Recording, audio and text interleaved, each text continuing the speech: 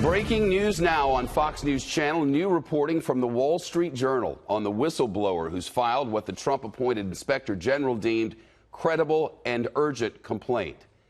The Journal's parent company and the Fox News parent company share common ownership. And just out from WSJ.com, President Trump, in a phone call, repeatedly pressured the president of Ukraine to investigate the Democratic presidential candidate Joe Biden's son, urging the Ukraine president about 8 times to work with Rudy Giuliani, his personal lawyer, on a probe.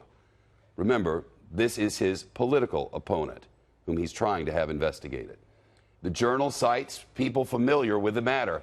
Quoting now from the Journal, he told him that he should work with Giuliani on Biden and that people in Washington wanted to know whether allegations were true or not, one of the people said. Trump did not mention a provision of foreign aid to Ukraine on that call, said the person who didn't believe that Mr. Trump offered the Ukrainian president any quid pro quo for his cooperation on an investigation.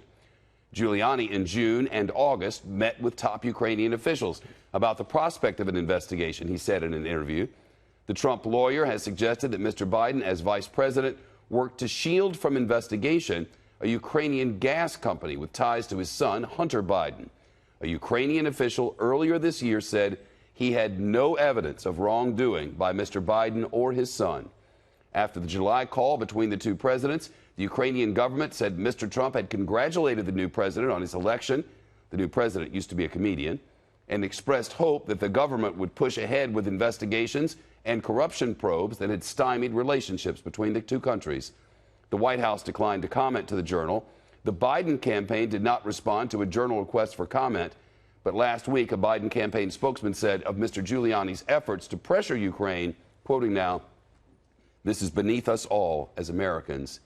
The full story is lengthy. It's just been posted at WSJ.com, the website for the Wall Street Journal. Again, the Journal's parent company and the Fox News parent company share common ownership.